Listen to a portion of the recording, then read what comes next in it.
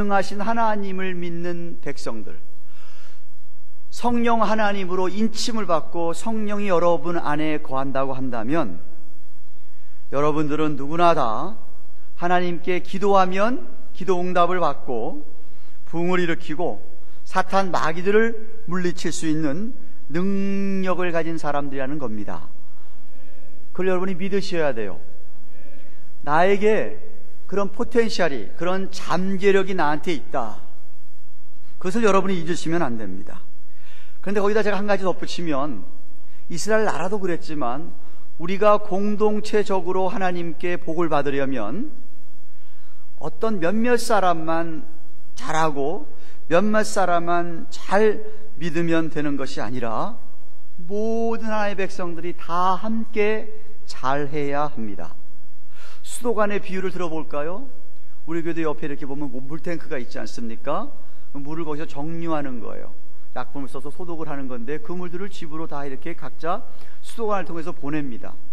근데 여러분, 수도관 어디가 불결하다던가 어디가 좀 구멍이 났다던가 그러면 가정 집에 더러운 물이 오지 깨끗한 물이 오지 않게 됩니다. 그렇기 때문에 여러분 한 사람 한 사람이 내가 수도관 파이프라고 생각을 하시면 나 한 사람 한 사람이 정결케 되어야 되고 나 한 사람 한 사람이 주 앞에 바로 서 있어야 공동체적으로 하나님의 축복을 체험할 수 있습니다. 그래서 오늘 본문의 하나님의 백성들은 거룩해야 한다. 모든 하나님의 백성들이 예외 없이 거룩해야 한다고 말하고 있습니다. 왜냐하면 이스라엘 백성 가운데서 한 사람이라도 부패하여 부정하면 하나님의 복이 그 사람 때문에 중간에 막히거나 하나님의 복이 그 사람 때문에 세워버릴 수 있기 때문에 그렇습니다. 그러므로 저와 여러분이 뭘 생각하면 나 하나쯤 적당히 믿으면 어때? 나 하나쯤 세상과 적당히 타협하고 믿어도 되겠지 하는 그런 생각을 절대로 해서는 안 됩니다. 왜냐하면 여러분 한 사람 때문에 우리 교회가 공동체적으로 하나님의 복을 못 누릴 수가 있습니다. 그래서 우리 모두에게 온전한 하나님 복이 임하려면 바로 나 한 사람 한 사람이 하나님께 은혜를 받아서 거룩해져 가야 하는 것이 무엇보다 중요하다는 것을 여러분이 깨달아야 합니다. 본문에서 먼저 하나님께서는 하나님의 백성이 될 수 없는 자들에 대하여서 분명히 말씀하시고 계십니다. 1절 2절 보십시오. 신랑이 상한 자나 신을 베인 자는 여호와의 총회에 들어오지 못하리라.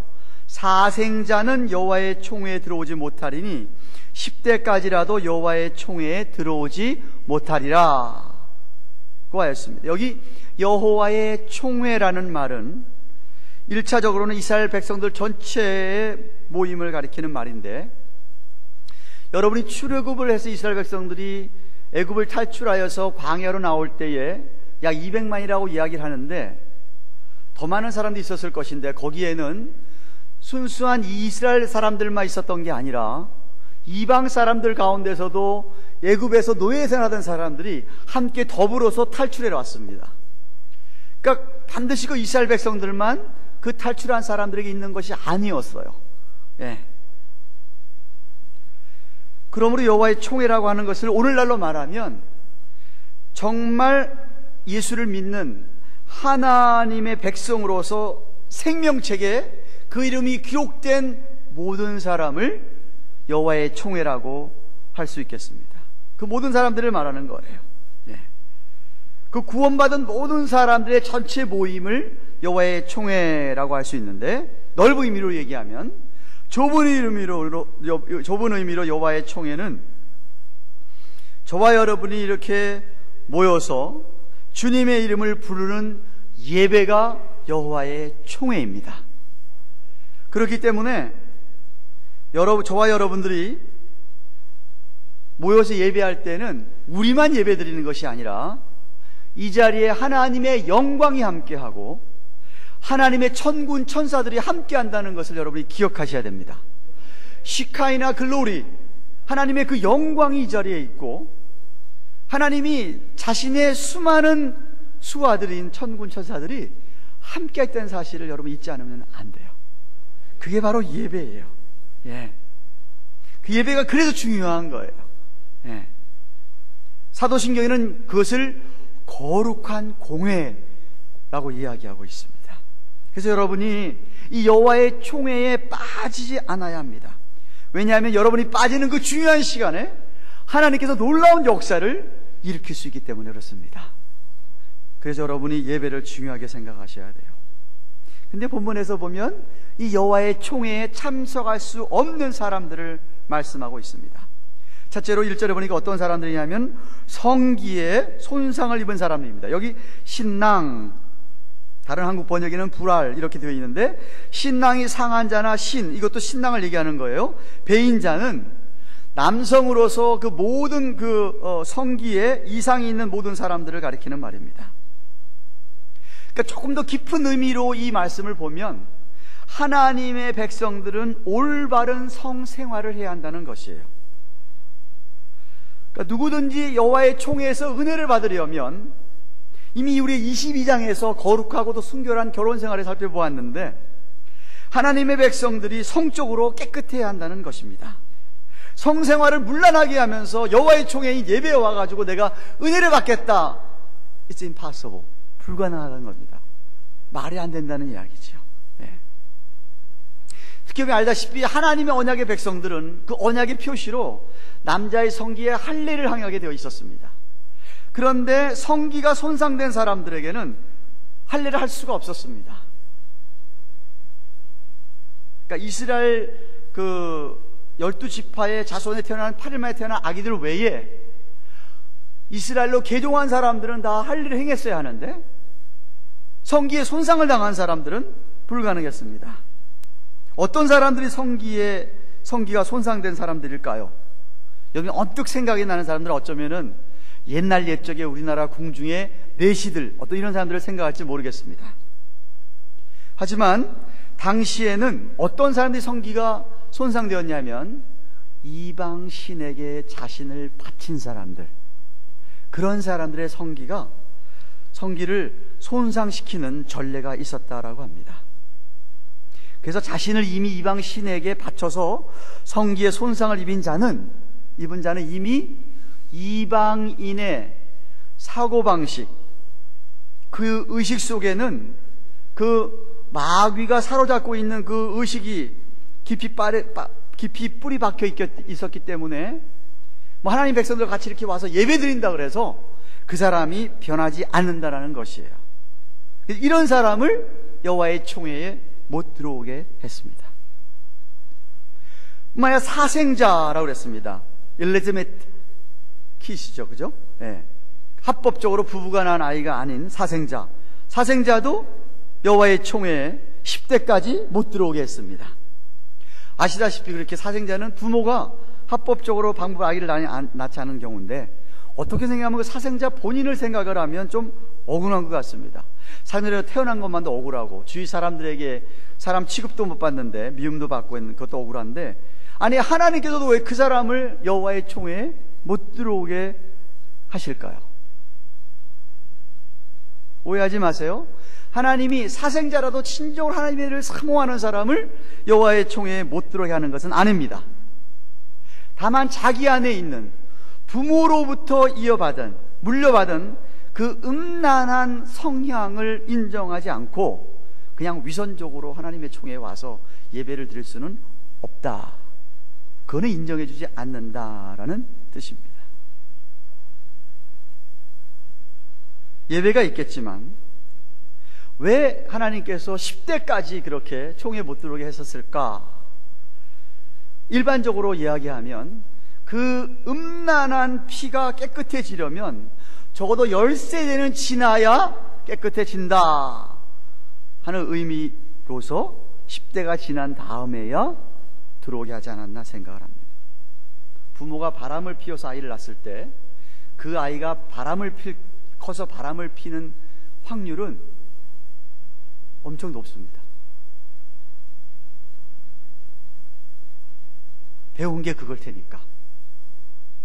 그래서 그 음란한 성향을 완전히 끊으려면 그 아이가 철저하게 부모와의 육신적인 관계를 끊고 새로운 피조물로 새 출발을 해야 합니다. 근데 여러분, 성경에 그런 사람이 있어요. 사사 중에 입다라는 사사가 있습니다. 사사기 11장에 보면 이 사람은 자기 아버지가 기생 창녀하고 가서 바람을 피워서 낳은 아기예요. 입다라는 사람이. 그런데 입다는 아버지와 모든 육체적, 정신적, 영적인 관계를 끊고 그 집에서 쫓겨납니다. 쫓겨나서 정말 밑바닥 인생을 살아갑니다. 그 인생 밑바닥에서부터 믿음으로 철저하게 다시 시작했기 때문에 입다는 이스라엘의 사사가 될 수 있었던 것이에요. 오늘날도 많은 사람들이 부모의 좋지 못한 정신적, 영적 유산을 물려받는 경우가 많습니다. 저도 대학생 때나 이럴 때만 하더라도 결혼 그러면은 무슨 중매고 무슨 집안을 보느냐고, 내가 좋아하고 사랑하면 결혼하면 되지라고 생각을 했는데, 나이가 먹다 보니까, 나도 아이를 키우다 보니까 왜 우리 부모들이 왜 집안을 보고 가정 백그라운드를 봐야 했었는가가 이해가 되는 거예요. 성경적이에요. 어느 부모 밑에서 자랐냐 이거죠. 물론 예외 있습니다. 입다 같은 예외가 있어요.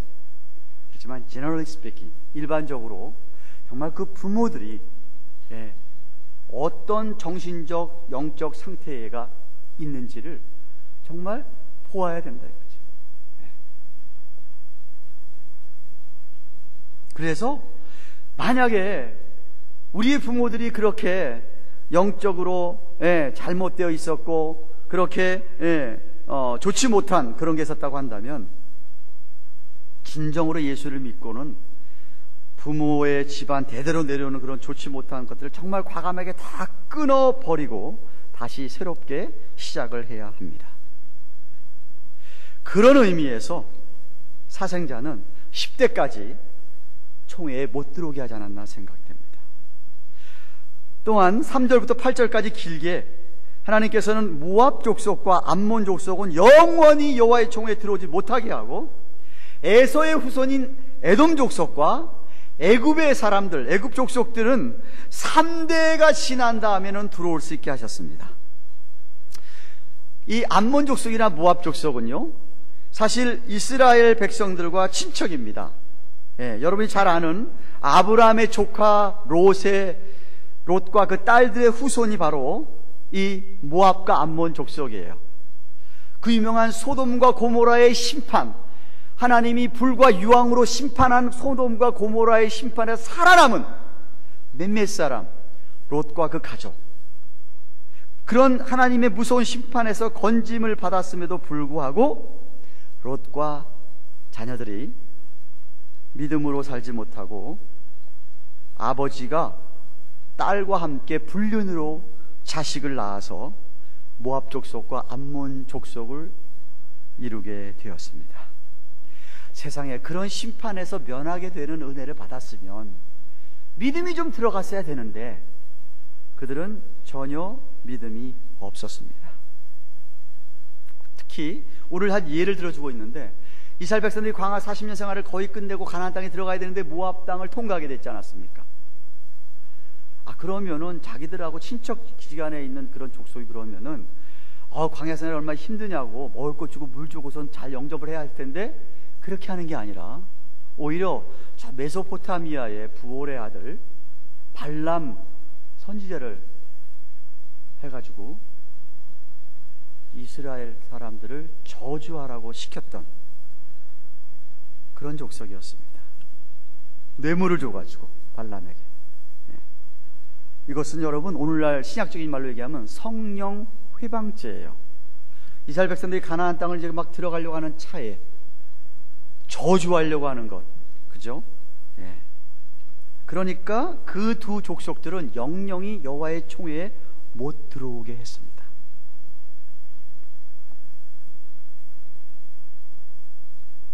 그렇기 때문에 우리도 보면 가까운 친척이고 형제들이라고 하더라도 믿음의 선한 영향을 받지 않고 오히려 그렇게 악하게 시기하고 질투하며 나쁜 소문을 퍼뜨리며 저주하는 등 성령을 회방하는 죄를 지을 수 있다는 거예요. 우리가 가까운 친척들의 형제들도. 그러나 모압 족속, 모압 자손에서 완전히 하나님의 백성이 다 못되는 것은 아니었습니다. 항상 예외가 있습니다. 누구든지 내가 모압이라고 하는 그런, 모압 족속이라고 하는 그런 모든 지위나 자격을 다 포기하고 개종을 하면 이스라엘 백성으로 귀화가 가능했습니다. 그 예가 하나 나오는데 성경에 모압 여인으로서 다윗의 할머니가 되고 예수님의 조상이 된 누구죠? 룻은 모압 여인이었어요. 근데 자기는 다 버렸어요. 다 버렸어요. 자기가 모압 족속과의 끈 있는 거 다 버리고 나오미, 시어머니 나오미를 쫓아가겠다고. 남편은 다 죽어버렸는데, 그렇게 해서 모압 여인이었던 룻은 이스라엘 백성으로 귀화해서 복을 받았고 다윗 왕의 할머니가 됐고 예수님의 조상이 됐어요. 그러니까 예외는 있는 거예요. 에돔도 마찬가지로 야곱 족속과 형제 관계였는데요. 에서의 후손이니까요. 그런데 그들은 그 야곱의 족속의 후손의 믿음의 선한 영향을 거부하고 세상을 따라간 사람들이었습니다. 모압이나 암몬 자손처럼 무슨 불륜을 행하거나 그런 불륜의 자식들은 아니었습니다. 다만 자기들이 이스라엘 야곱보다 더 똑똑하고 잘났다고 생각을 해서 믿음 생활을 하지 않았습니다. 그런 사람들은 나중에 3대가 지나서 믿게 되면 들어올 수 있었다. 무슨 말이에요? 세상의 교만이나 자랑을 버리면 여호와의 총에 들어올 수가 있다 하는 것을 가르쳐주고 있습니다. 그리고 9절 이하에는요, 특별히 하나님의 백성들이 전쟁 중에는 더욱 정결해야 함을 가르쳐주고 있습니다. 9절부터 11절 말씀 보십시오. 뭐라고 얘기하고 있습니까? 내가 대적을 치러 출전할 때에 모든 악한 일을 스스로 삼갈지니 그랬습니다. Keep away from everything impure 그랬어요. NIV에 보니까. 너희 중에 누가 밤에 몽설함으로 부정하거든, 그러니까 꿈에서 자위행위를 하는 거 얘기하는 거죠. 몽설함으로 부정하거든 그 사람은 진 밖으로, 이스라엘 진 밖으로 나아가서 진 안에 들어오지 않다가 얼마 동안 해질 때까지 하루 종일 그러다가 목욕을 하고 해진 후에 진에 들어올 것이요 라고 11절에까지 얘기하고 있습니다. 특별히 전쟁하는 가운데, 전쟁 중에 있을 때는, 전쟁에 임할 때는 모든 부정한 불결한 생각을 먼저 하지 말라라는 뜻입니다. 왜 몽설을 하게 돼요? 불결하고 부정한 생각이 머리에 있으니까, 마음에 있으니까. 그렇죠? 긴장하고 싸울 준비를 하고 있어야 하는데 그게 아니라 이거 이제 전쟁하는구나, 자포자기하고 그냥 모든 것 마치 다 포기하고 술만 엄청 마시거나 성적으로 엉뚱한 짓을 하지 말라라는 뜻이에요. 요즘은 안 그렇지만 옛날엔 그랬다고 합니다. 우리 남자들이 한국에서 군대를 간다 그러면은 군대 입대할 때에 친구들이 모여가지고 그 군대 입대하는 친구를 술이 아주 고주 망태가 되도록 술을 먹이고 사창가에 보냈다 그럽니다. 왜냐하면 군 입대해가지고 죽을 수 있으니까. 죽기 전에 실컷 술 먹고 해먹고 다 해보라, 이런 식으로 그렇게 했다고 합니다.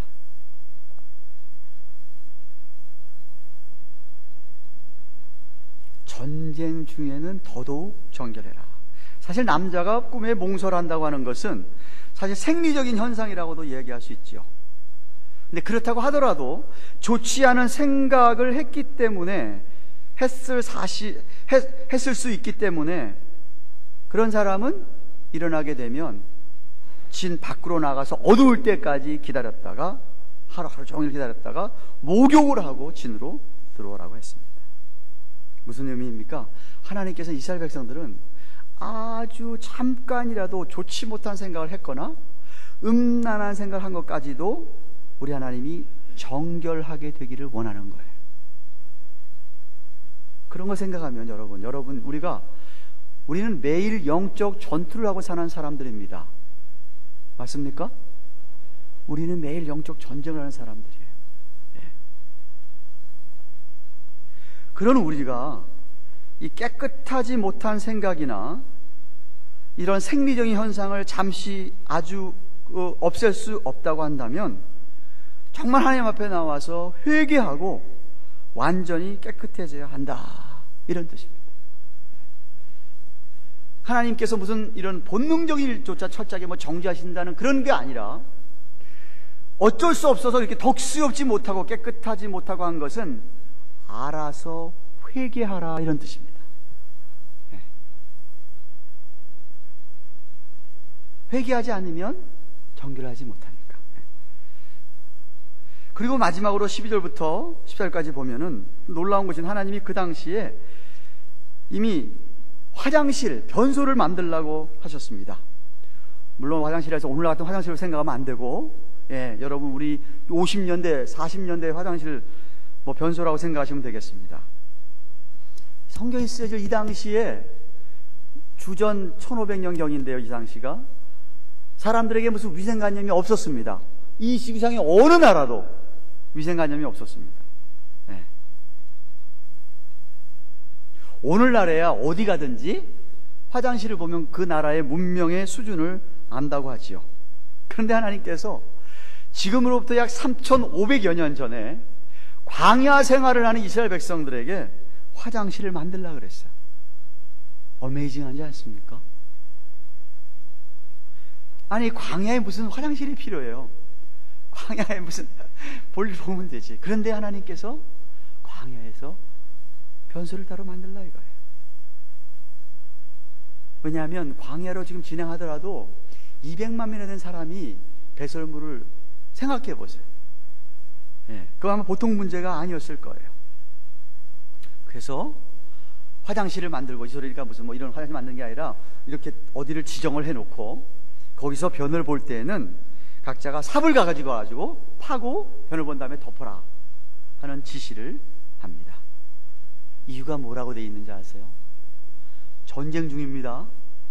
전쟁 중에 하나님이 그 진중에 거하지 않으면 전쟁이 지는데, 이스라엘 백성들이 전쟁할 때 하나님이 거기에 거하셔야 되는데, 하나님께서 그 사람들이 싫어하고 더럽게 여기는 그런 변이라고 한다면 하나님도 싫어하셔서 거기 안 거하신다 이거예요.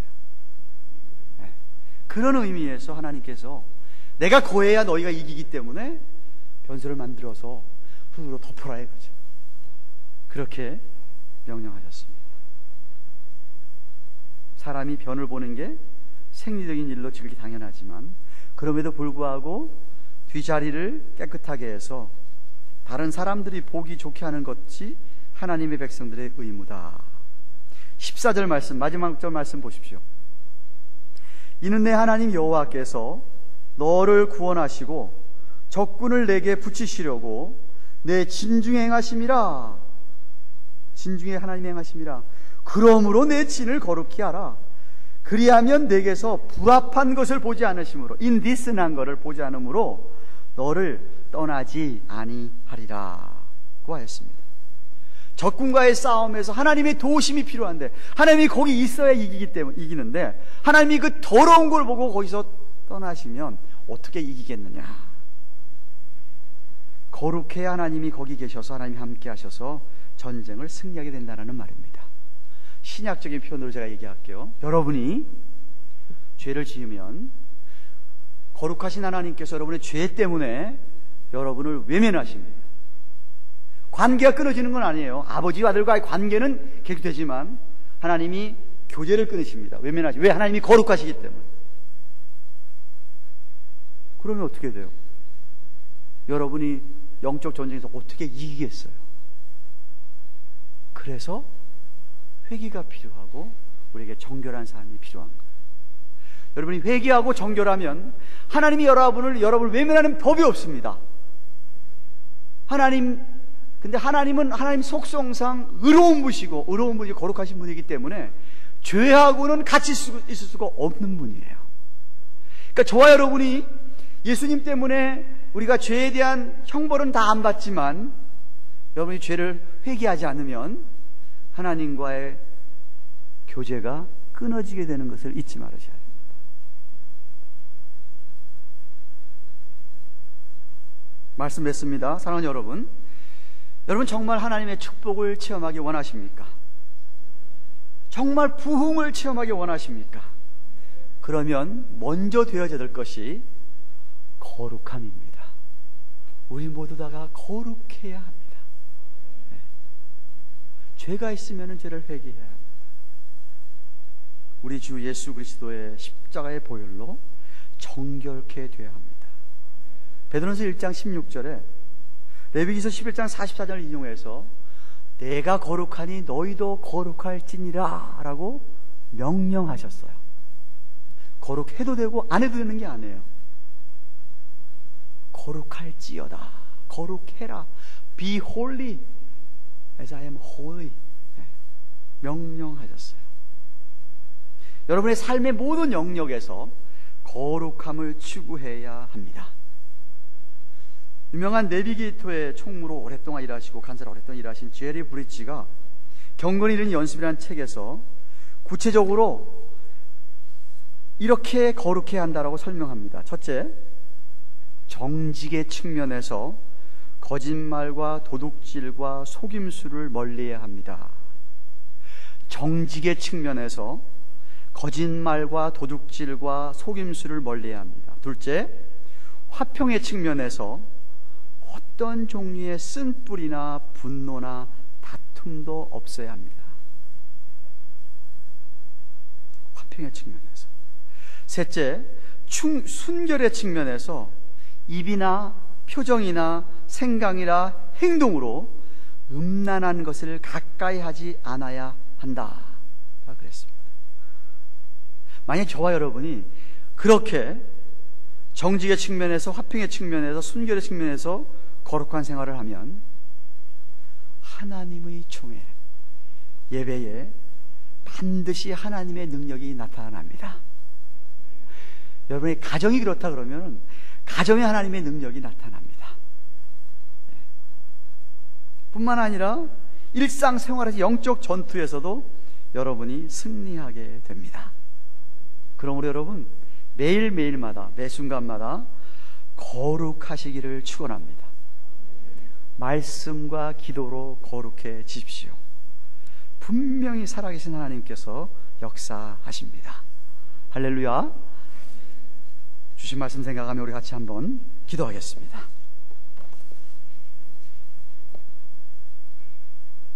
여호와의 총회에 들어오지 못하게 하는 사람들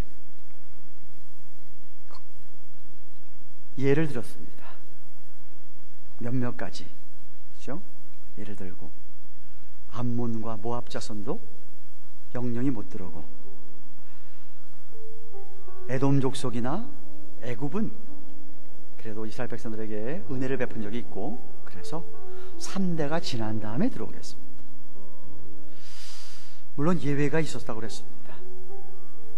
육신적인 그런 죄악의 성향을 끊어버리고 온전히 하나님 앞에 돌아온 사람들은 룻과 같이 다윗 왕의 할머니가 되고 예수님의 조상이 된 사람도 있다고 했습니다.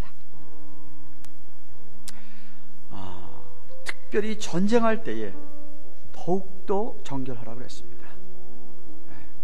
심지어 생리적인 현상도까지도 회개하라고 합니다. 하루 종일 진 밖에 있다가 회개하고 목욕하고 그리고 다시 진으로 들어오라고 했을 정도입니다. 그렇다면 우리는 매 순간 영적 전투를 싸우고 살아야 하는데 얼마나 더욱 정결해야 하겠습니까? 하나님, 우리를 정말 거룩하게 하시고 정결하게 해 주세요.